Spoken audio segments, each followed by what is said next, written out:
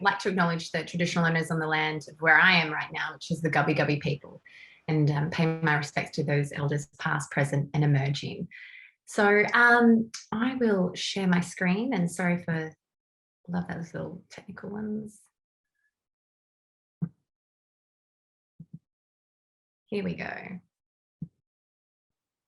Just give me a thumbs up if you can see this. Fantastic.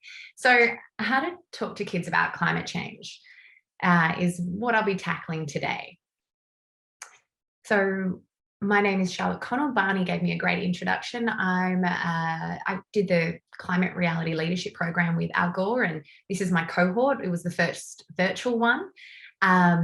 So yeah, yell out if you can see my face in amongst those squares. I think mine will be one of the dark ones because I did it just after my kids would go to bed. I'm sustainability expert in residence at Fishburners, which is Australia's largest startup hub. A director of the Founder Institute and sustainability leader. We developed an accelerator program focused on sustainability innovation. And I head up the Sustainability Collective to help businesses create positive change for people and planet and profit. But most importantly, I'm a parent. I am raising Gen Alpha. So I have a 2 and an almost 5-year-old. Now, I'm definitely not an expert in how to talk to kids about climate change, but I really love to hear, create an open dialogue around it. So please put in your suggestions or questions in the chat because this is always evolving. So firstly, climate change science is pretty well known by now, and there's only 3 questions left. I'm going to do a recap of what climate change is and the Al Gore workshop before we get into how to engage our kids. So must we change? This is our atmosphere. And this is a beautiful drawing by one of my colleagues, Annabelle's children. My kids, not that talented, not yet. So basically the difference between climate and weather, weather is what happens daily, the changes, climate is those patterns over time. So the sun's energy comes to Earth in the form of light. Some of that heat is radiated back out into space. Some of it is trapped and bounced back to Earth with our atmosphere. And that is just the normal process that's been happening forever. So the problem is now we're thickening that atmospheric layer. We're thickening and producing too much carbon emissions. And it is trapping extra heat, which doesn't seem like much, but it accumulates. And the largest source of that CO2 emissions is by far the burning of fossil fuels. As you can see, so kids get it. 19 of the 20 hottest years on record have been in the last, have occurred in the last 20 years. Now, I think this is really important, and I'm going to introduce this concept of, and I didn't invent this concept, of shifting baselines. And this is why it's really important to always be talking to our kids and even talking to our parents about climate and the changes in our environment, because the hottest summers we remember as a child will be their norm. The very extremely hottest summer our parents remember, it has just pales into comparison to what our children will experience as their normal summer.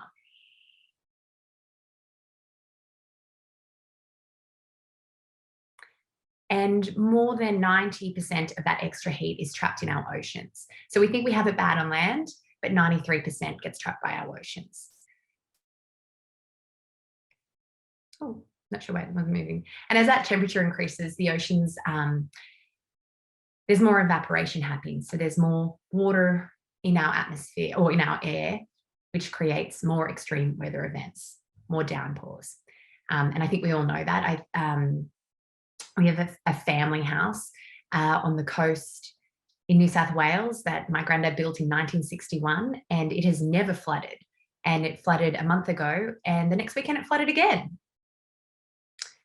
So this whole concept of once in 100-year storm is pretty laughable. Once in 100-year crazy natural event. I love to tell my almost 5-year-old son about the night he was born, because it was one of those once in 100-year storm events where we were living in Bondi, and the Bondi to Bronte Walk was washed into the sea. People who live too close to the coast, their Pools were washed into the ocean. It was one of those sort of like bleeding heart moments of like, oh dear, your beachfront home's destroyed. It's hard to feel sorry, but these keep on happening. They're happening more frequently.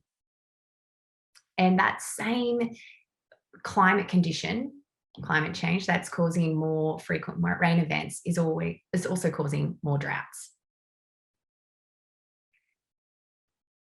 I can't even go into the human toll that the 2019 drought caused, but it was a lot. It wasn't just in 2019. It's been going for a long time. And we all remember the bushfires. Everyone in the world remembers them because the smoke circumnavigated the world. We couldn't ignore climate change anymore because we could feel we were choking on it. 74% of the koala population went up in smoke during those bushfires. Billions of animals perished that are endemic to Australia. You cannot find them anywhere else. Oh. Love technical difficulties. I wonder why I can't go to the next slide. Hey, Charlotte, did you want me to pop on? I'm not sure why I can't go to the next slide, but maybe give us the software acknowledges how devastating the bushfires were as well. There we go. Okay, I might just unscreen share and I can try and pop on for you if you would like. If you have this slide in there, or sometimes if you minimize and then click back into it, it can work. Let me see. Yeah, so let's take it out of the PowerPoint section. Oh, there we go. Wonderful.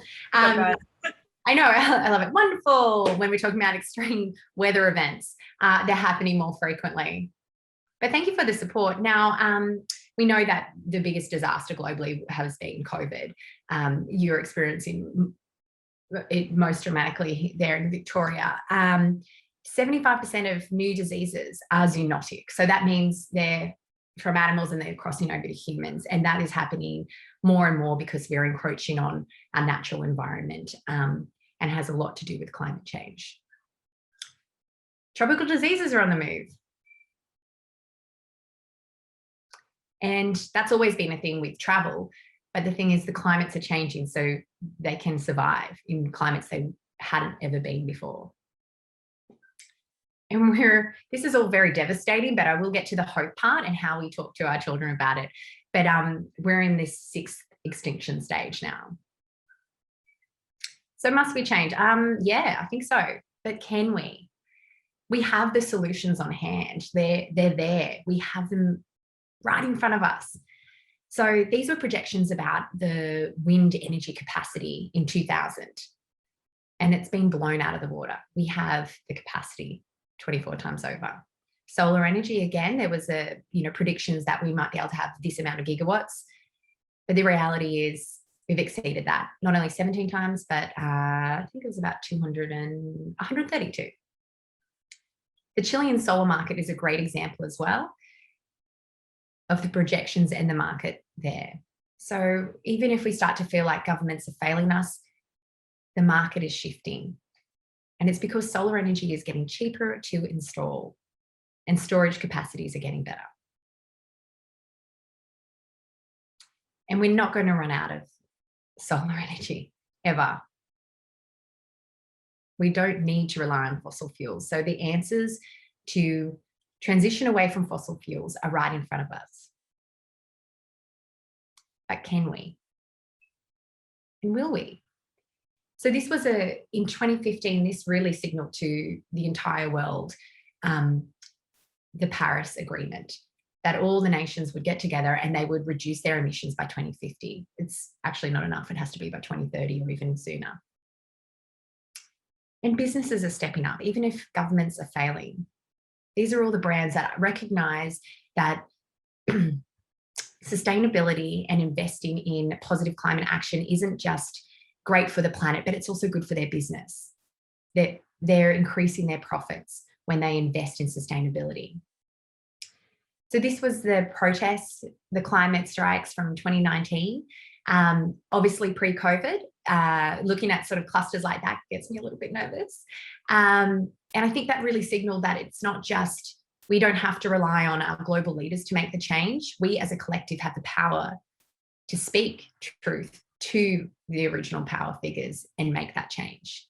Unfortunately, this was just recently too. So let's not be quiet. Let's keep on protesting and telling our people in power that we don't want to keep investing in fossil fuels. And really excitingly, and this is why I thought I'd share my screen because I wanted to update it, it's now being recognised in the federal court in Australia that it's a failure of duty of care to our young people, to our children, if you don't take climate change seriously, if you keep on approving new mines. So this was a landmark case. The first time in the world it's been recognised that it's a negligence of duty of care by our governments. And this, as you know how law works, once there is a landmark case and once it's recognised as this can flow on. And similar in The Hague, Shell has been, court orders have said that they have to cut their emissions by 45% again because of their duty of care. Now, where we see governments federally maybe not stepping up, please have hope that locally there is a lot happening. Greater Dandenong Council is putting on this Forever Festival to empower and inspire positive climate action, to empower their community to make a difference. They've also declared a climate crisis and also have ambitions to go to net zero emissions and push that through their community. I've got Sydney City Council there, Melbourne City Council, as well as Waverley, where I did live. And Sunshine Coast Council has also all have ambitions to go to net zero emissions and to push that out through their communities. So there is action happening on a local level, and 70% of our emissions come from cities. So if we can act local in these pockets, this will be from the ground up, have a positive action. And it's great that today is about infrastructure too, because it's roughly about 70% of our emissions come from infrastructure. And I did work in sustainable infrastructure, and the entire industry got together and have a pathway to zero emissions. And that's simply by alternative materials. I mean, concrete is, and I know Barney's fantastic on the stats, but concrete globally accounts for, I think, 4% emissions. But if you have alternative materials going into concrete, that can dramatically reduce those emissions. You have, solar powered vehicles and electric vehicles now for public transport. So there are steps being taken to transition away from fossil fuels within the infrastructure industry, which is very exciting. Now, these are little rat bags known as my kids. I'm hopeful to think that this generation, well, they're alpha generation, and they're just emerging, but apparently their big characteristic is they don't play by the rules. And Gen Z will be the most educated generation in history. They're the ones we should be looking to. And rather than probably talking so much, we should be listening more. Now, I think about why I care about nature and I want to protect our planet. And it comes from my childhood. I grew up backing onto a nature reserve. We were outside and immersed in nature all the time. Now I'm fortunate enough to live similar to how I grew up. We back onto a nature reserve, and I took the kids through the rainforest this morning.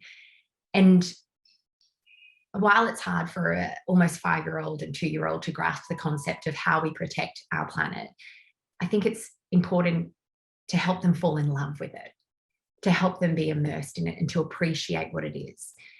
And again, talking about those shifting baselines, when I grew up, I would see koalas in my grandparents' backyard, and they lived in suburbia, in Port Stephens, in a suburb. They didn't live near a nature reserve. They just had trees, and they would have koalas in their backyard. It's important for me to talk about to my kids how I would see a koala in a backyard, similar to how you'd see a magpie. Today, they're not going to be able to see that.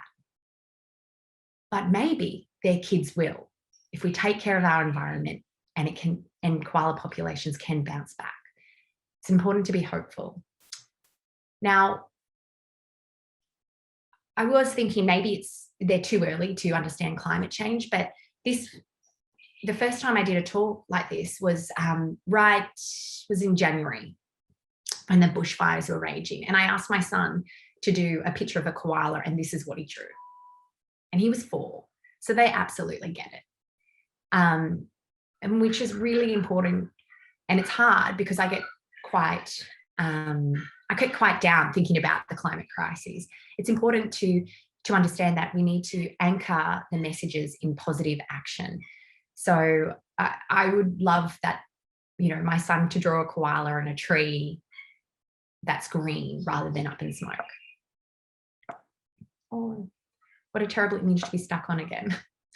I wonder if I can get to the next image. Well, I'll keep on going, and eventually maybe it'll, or we can, someone else can jump in if they want to. But my son's favorite animals are unicorn, koala, and sea turtle.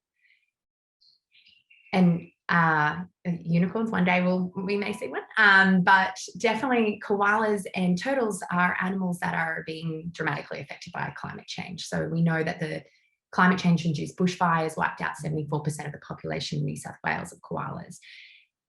Pacific green sea turtles, 99% of them are being born female now, because when they lay their eggs, their sex is determined by the temperature. Over a certain temperature, female; under a certain temperature, born male. 99% are now born female. So climate change is very much affecting these beautiful animals. Maybe I'll stop sharing. Charlotte, just try and click the wonderful image of your daughter created. There we go. Perfect. Well, we talked about it. So even though this talk is all about how to talk to your kids about climate change, as we all know, kids are inspired more by action and entertainment than they are about sitting down and having a talk. So although I'm saying, and I'm encouraging people to talk to their kids about climate change, I think it's better to do things as a family and open a dialogue. This is just a few recommendations that you can do together as a family. My kids absolutely love Greta and the Giants. It's their favorite book. And Greta's Year to Change the World is also a great one too. I know that they get a little bit lost, but David Attenborough's Life on the Planet, they absolutely love. They love the immersion into nature and animals. A really old one, The Lorax, has a great message in it as well. And I'm really looking forward to Sunday, and I hope you join us all then for the panel where executive producer Jodie Boylan from Fight for Planet A and War on Waste will be joining the panel, because I think that's a really great one, and it gives you a lot of positive actions to take as a family on what you can do on a micro level to make positive changes. So just to leave you with some tips, start the conversation. It's okay if you don't have all the answers. This is my mantra for a lot of things, but perfect is the enemy of good. Just get started and make sure you listen to your children's concerns. Listen. Please don't overwhelm them in the devastation of the climate crisis, but anchor your actions in positive. We put our clothes out on the line. We don't use a dryer. For the koalas, for the turtles, we like to switch off lights for the turtles. We recycle, we reduce our waste for the koalas, for the turtles. This is what my son can understand. Now, I'm sure there's parents who have children who are older than this, who can have more in-depth conversations with them. But right now, my mission is to make sure that my children fall in love with our natural world and form a bond with it that makes them want to protect it. So that's as much as I can give you, but I'd love to hear your questions. There's so much more than my clunky technical skills in doing a presentation that we can cover. So really happy to have more of a conversation now, and also hear your tips on how you broach this subject, because we very much take the take 3 approach. We go to the beach a lot, and we go out and outside, and we always try to pick up, if there's 3 pieces of rubbish, of course we pick all them up or more, but we always, live by the take 3 rule. And rubbish and that kind of pollution is easy to understand because we can see it, but climate change and what we do to our atmosphere, it's harder to visualize in a way. So but it's important that we address, when we do this, it helps our environment, it helps our koalas, it helps our turtles. So thank you so much for your time this morning, and please jump on the chat and tell me what your tips are.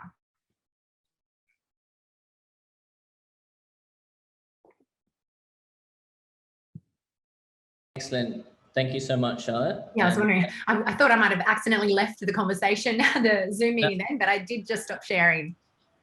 Excellent. Well, I do have a couple of tips that I've been trying to explore, and I'd love your kind of feedback on maybe building out a couple. So can you see this yet? Yeah, fantastic. Okay, so on outcome, amplify exactly what you're saying, give more resources, make it fun. And then in the classroom, encourage students to research projects, innovations, and good news stories, which I think links back to exactly what you said. We need more of that positive, recycled art projects, and educate children to understand more about sustainable jobs and career opportunities. So those are all things in the classroom. And then obviously connecting students to gardens, I think, is vital, and showing them where our food's grown from, the importance of soils. And then in the school as well, I think that students can kind of prod and get the zero polystyrene, and maybe consider getting solar panels or shifting to cleaner, natural cleaning alternatives like Zero Co and other things that are plastic free. I forgot I actually had a few more slides, which I forgot that it's really important these are such great initiatives. And I'm also part of the Australian Parents for Climate Action. So I do encourage you as a parent to join that, because there's 5,000 plus strong, members on Facebook who are always sharing fantastic tips like this. And their really strong initiative at the moment is Solar Our Schools program, as it'll create so much jobs, but it'll also, reduce the school's power bill. And it's great for the environment. So it's really important, be part of those networks and add your voice to that collective as well. And what was it called? Australian Parents for Environment? Oh, for Climate Action. Climate Action. So AP4. Yep. CA. Awesome. We'll definitely get that shared. And just showing them what a microgrid system looks like, that you've got the solar input or the wind, and then you've got the battery, the inverter, and then the batteries, and then you can use stuff. I think showing them that we don't need just good old fuel. And I think all of these as well tie into walking the talk and allowing children room to express, because I think there's so much anxiety right now, and actually hearing it out from them, I think, is important, to have those kind of vent moments. I think that's exactly right, the anxiety, because I remember, and that's been the criticism of Greta Thunberg. Oh, she's, all the kids shouldn't be this depressed about our climate. We shouldn't burden them with this. And the truth is, we have burdened them with, this is why the court has now found that it's a failure of duty of care to our next generation, because we're not making sure that they have a good environment to live in. But yourself and everyone out there, you are more motivated when you can be part of the solution.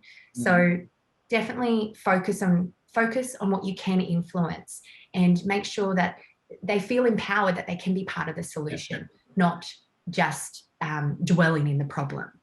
Yeah, and I think especially in the classroom, and then in getting them to poke schools, because schools have so much money, as we've seen in Australia, like the lack of international students coming in has really fractured the economy. And I think students need to be reminded that even in a public school, like they can lead consensus of where things are going, and really feel empowered to be confident and to stand up. And politicians listen. They do listen to children, because there's those media opportunities. They like kissing babies. They like, if there's a child saying this is what you have to do for our future, it's a media opportunity they can't ignore. So you have to play to that as well. And I think there's a shifting power dynamic, and there's a great book called The New Power. And old power is your status and your title. New power is your ability to inspire the masses, and the power doesn't belong to you, but it belongs to your message and those that you take on that journey. And so I think, two great, examples of that is Donald Trump is old power, Greta Thunberg is new power, because it's not Greta we all believe in, it's her message and it's her purpose. And kids understand that better than we do. They speak truth to power, and they're going to be the change. But we need action before they rise up and lead our countries. We need to take the action now. Yeah, and I think and just populism and generally, whether it's Kim Kardashian or Donald Trump, when it doesn't have that kind of service, bigger picture kind of for the greater good message, I think that's when it can go to that old power, because it's self-serving instead of collective serving, Absolutely. And I did, after our conversation the other day, Barney, I actually did want to share that, that shifting baselines, the koalas are disappearing, the summers are hotter than what we experienced as kids. But on the positive side, it's that hope of the whales. And I think about that, like that's a story we should share with our kids, because, talking to my parents, it was so special and rare to see a whale on the coastline. And now you can see them anytime you're on the East Coast, or even West Coast, you see whales, you see humpback whales, because since they put protections in the 1960s, the population has bounced back to pre-whaling days. Mm-hmm. So I think that's a really good story of hope. When given a chance, we see nature bounces back. Mm-hmm. We saw that during COVID, where dolphins were in Vienna again. So it can happen. We've just got to give it a chance, and we have to take the action. And how do you think that we can kind of, Steph was kind enough to say, brilliant presentation, and she liked the Lorax as the film for her cousin, and kind of watching Fern Gully as a kid. How can we have that similar kind of curiosity activation, but with a bit more, maybe not reliance on media as much? Because I think connecting kids to the outdoors is good, but how do we kind of bring that kind of Pocahontas and kind of magic that you see on Disney films into the real world per se? Do you have any advice on doing that? Take them out in nature. I mean, I took the kids this morning through our rainforest, and there's a plaque as soon as we walk out our back gate, and there's a plaque that says this nature reserve was saved and preserved because of a Richmond, now I'm going to get it wrong, a particular butterfly that's endemic only to here, and it was preserved so that very rare butterfly could live and survive here and thrive. So take them out in nature. I mean, I didn't take my phone to take photos. On the weekend, we took them up Mount Coolum, which my son likes to call Mount Fuji. Dramatically different, 207 meters tall as opposed to 3,000. But take them out in nature, get them immersed in it. We were always outside as kids, and I think that's why I love the natural world, and I want to protect it. Whether it's at the beach, your local park, your walk, just take them outside, get them to love nature and talk about it. Like talk about the animals you see and the different trees and leaves that you can touch and feel. And I think they really like the micro, when you can show them little tiny details and be like, this is how trees breathe, and this is like a little crystal, or you kind of go micro. And I think because they're little, they get even littler, and I think it makes their brains kind of pop in a sense. And I think we have one more question here. I love your stories of leading by example. And do you have any tips for communicating with older children, definitely about anxiety and maybe social pressure and indeed that pesky climate change? So any advice for the kind of older teenagers? I think it's particularly with, kids that are, kids at any age, listen. So listen to their concerns. And then respond with the positives, respond with the hope stories, respond with the story about whales, respond with the recent court decisions, respond with what your local government is doing. And I'm hoping that you're living in a LGA, a local government area that is taking this seriously, that has declared a climate crisis and is transitioning to net zero. And if you're not, then write to your local government, write to your state member. Do it. So if they are feeling anxious, and anxiety definitely comes from a place of you feel powerless. Mm-hmm. So empower them with the actions. And that's why opening the dialogue with Australian Parents for Climate Action is a really good one, because you can help your kid be part of that solution and do it together. If there's some really great templates to write to your local member, and I can share them with you. There's be part of the climate school strike for climate change. There's a lot of things that you can do. So listen to their concerns and then help empower them with positive actions and what they can influence, and know that hope is not diminished. There is hope for the future, and I am really hopeful because the next generation knows this better than anyone else. And I think that I'm just sharing the Australian Parents for Climate Change group, and I think that trying to get the action, obviously we can do so much on this, but trying to get that action actually in the soil or on the beach or outbound, because I think a lot of that anxiety, like you said, even if you're signing 1 million petitions and doing donations and reading a lot of stuff, it can sometimes feel like that's all overwhelming on that frontier, and then you're not doing anything on your physical frontier. And so I think trying to get the older teenagers who can go and pick up some rubbish, or can go and volunteer, or can do more physical stuff safely, because you don't want your 2-year-old to go out and do what she wants.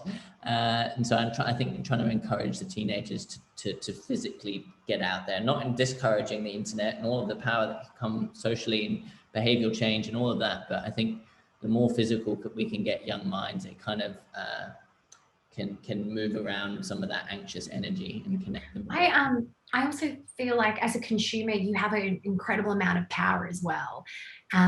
So vote with your purchases too. Like, look for the brands that have already transitioned to carbon zero. Look for the local, and be a more conscious consumer, because having worked in sustainability a long time, it would always be, our customers aren't asking for it. They're not wanting it. They'll still go for the cheapest. So be that customer who asks for it. Be that customer who buys the carbon neutral solution, and that'll help shift the market as well.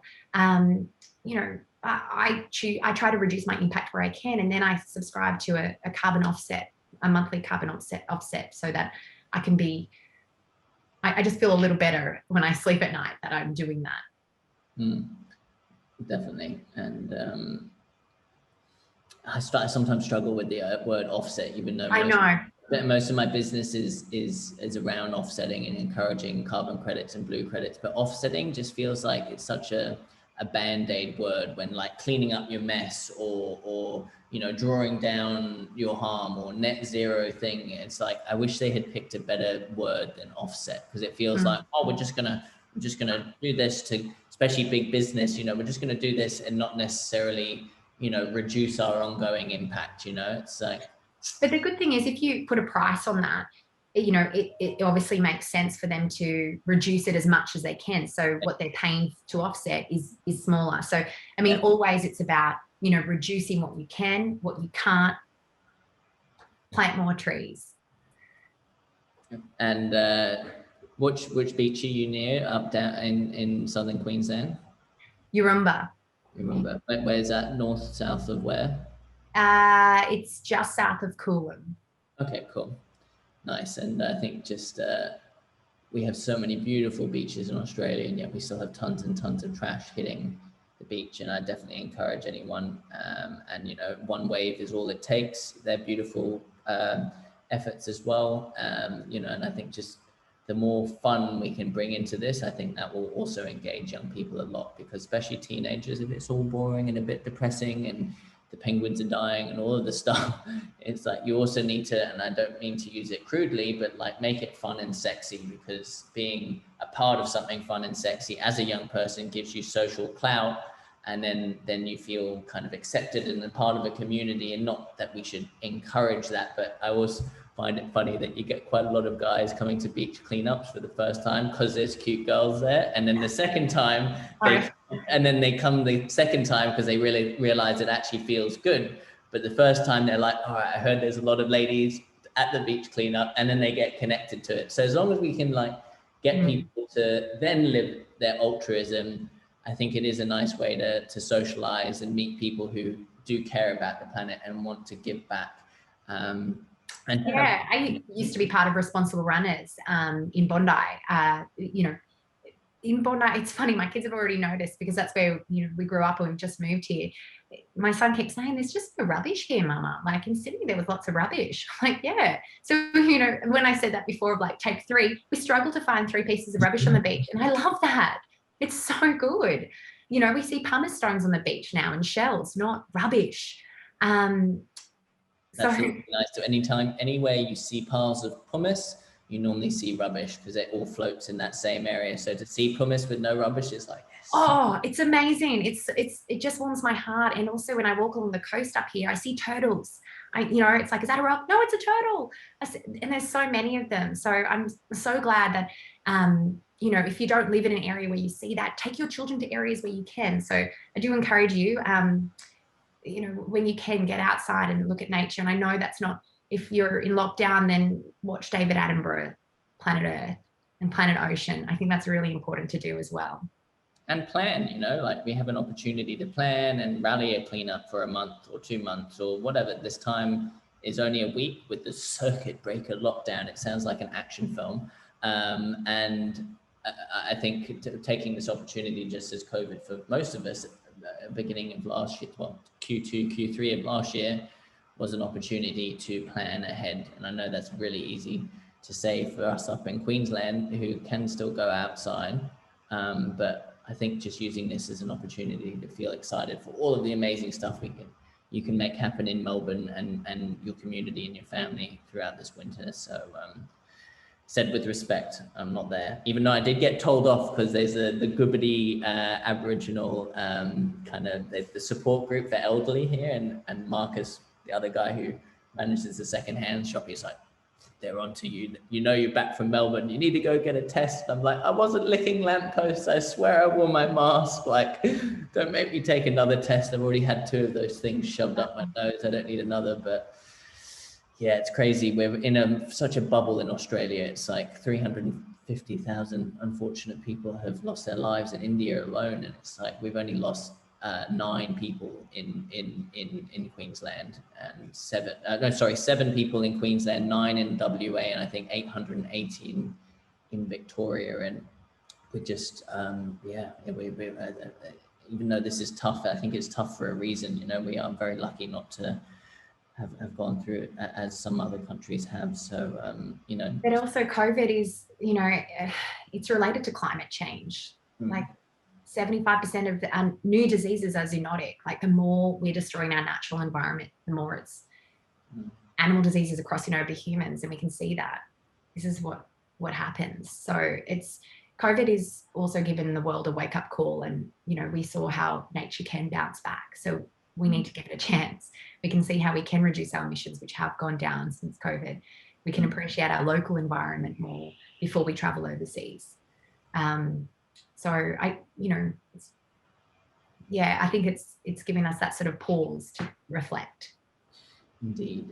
And I think that COVID is another thing that's hard to talk about kids with. I remember Christmas last year, a very sweet child asked, and I was not directly to me, but I was in a kind of situation, and she was like, but does Santa get COVID? Does he have to wear a mask? How come he's allowed to go to all of the houses, And it's like, oh my goodness, like such a young, innocent brain having to bring a pandemic into the innocence of believing in Santa, And it's like, I don't know. I think it's just how we softly keep innocence, but don't talk to children like they're idiots, And that's a hard line to sometimes walk.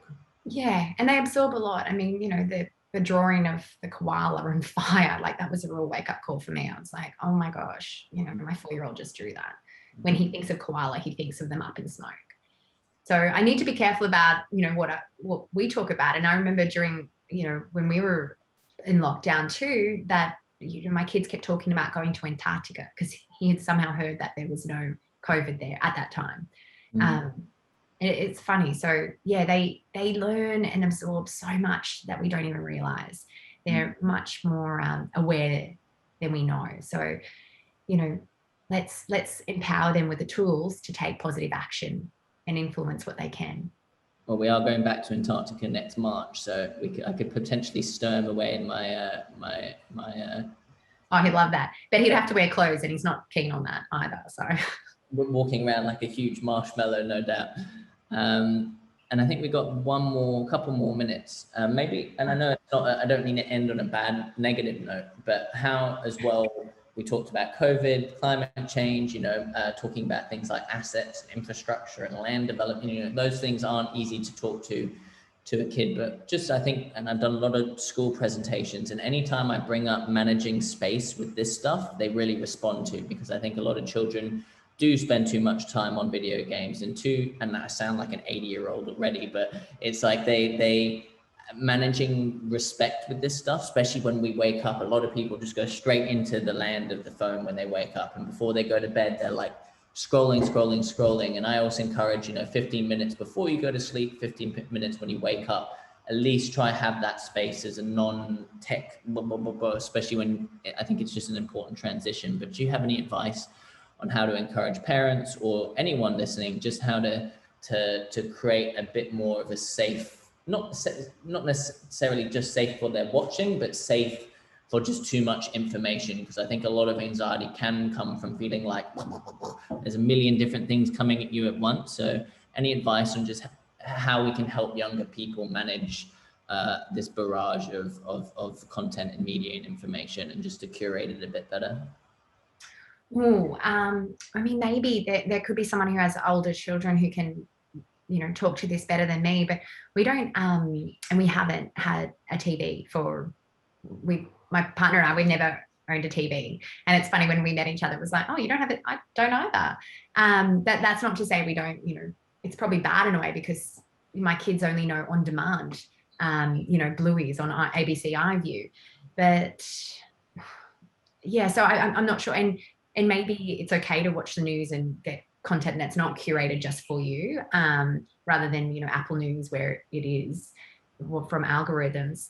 But I mean, yeah, I try to, our kids are only allowed to sort of watch TV or do, a movie or TV shows on iView in the middle of the day when it's too hot to be outside, and then probably shouldn't. It's just a bit of quiet time. But yeah, there's so much out there in terms of, like, you limit the times on there. But, I think you need to lead by example. So if my kids, if I'm on my phone and I'm sending an email or something, and then my kid's like, I want to watch Bluey, I want to do this, and it's because I'm on my phone, I'm holding it. So I think, like anything, lead by example. If they see you picking up rubbish, if they see you recycling, if they see you doing the positive environmental things, if they see you taking the compost out, and, that inspires positive action. If they see you keep, carrying your own water bottle, but if they see you on your phone all the time, during COVID, when we had our kids at home, my kids started getting like Lego built laptops, and pretending to be on a laptop, because they, for the first time, saw us on laptops all the time working. So I think you need to lead by example. If you're if you're consuming digital technology all the time, your kids will do what you do. Agreed. And I think the diversity is important as well. Chris H just commented, it's really hard, having studied media and communications, I still struggle with anxiety because of the percent of media that is owned by the Murdochs. And it's so true. A lot of even the mainstream media still has bias. And I think, like, looking at South China News and Australian Guardian, and looking at what is happening in Europe, and trying to kind of diversify our kind of stream of content is important. And I think for young people, it's about kind of managing that and connecting them to important things, like, talking about sustainable assets and how we develop land more sustainably, and on all of these themes that we're exploring in Forever Fest. So there's just too many, it's just very addictive technology. People underestimate it. It is. And I saw Chris H's comment there about the percentage of media owned by Murdoch. I know Paul Keating introduced cross-media ownership laws for a reason. We should have the media as the fifth estate to keep governments honest. If we have too much controlled by the one entity, the one personality, of course it's going to be biased. So definitely taking Barney's advice there. I try to get, your news from independent sources. And that's difficult too, because how we consume news these days is people read it on Facebook first. So when you consume news all from the internet, it's hard to decipher what's being rigorously fact-checked and what someone's opinion is. And then the pesky word of mouth up here in the rural land, some of the yarns people share are just not accurate, you know. It's like but then, you know, lean into that. Like maybe you can be part of that and circulate positive news stories, or the ones that you know, take climate change seriously, and you can have anchor it in climate positive action. And maybe a bit of drop bear stuff as well. Maybe a bit of that as well. So I think and I think that question has come up before in terms of how to talk to deniers or people who aren't engaged in it. I think you've got to meet them where they are. So if they don't read The Guardian and they only watch Fox News, maybe you need to talk to them on a level that they understand and get some common ground. So whatever that might be, that and try to, you know, I think I've talked about that before in terms of like, you know, if they only care about money, then, you know, it's economically more viable to invest in solar than it is in coal. Yeah. So yeah, meet them where you can on middle ground. Agreed. And I think the final note before we go to Matthew out in Atlanta, who's staying up late for us. So we know we've got to get over to you quickly, mate. Sorry, yeah. Thank you for rallying for us. But I think also getting the leaders of those industries, whether it's cattle or a farmer, like if you can get them talking about that stuff, and that's the same as kids. If you can get a kid who knows what they're talking about, they're way better to communicate this stuff than older folk, you know? So if you can get a kid like Greta or even younger who is soft and clear spoken and is actually saying the right facts, 10 out of 10 right there. Absolutely. And, you know, WWF has done great things working with the primary producers. I mean, the Great Barrier Reef, its biggest threats are climate change and agricultural runoff. So they get the sugarcane farmers and fly them out to the reef to show them what they need to protect. And it really helped change their practices to help better protect the Great Barrier Reef rather than just do what they always do because they always did it and it was fine. They had to see the effects of what that agricultural runoff looks like. So all of that was some coin incentive, because they're not going to just move dirt and re-veg and stuff just because it's cool. They need that incentive as well directly. And that comes back to us as consumers. You know, we vote with your wallet. Go for those that are doing the right thing. Indeed. Well, Charlotte, it's always a delight. I'm really excited to share our future panel on Sunday, I think around 1 o'clock or so. And yeah, thank you so much for sharing energy and caring about the young minds. You know, how all of these big themes can be broken down simply for them. So thank you for sharing resources, and we'll get the Australian Parents of Climate Change Facebook group with 8,000 people or so on it, and yeah, lots more resources to share ongoing. So thank you very much, Charlotte.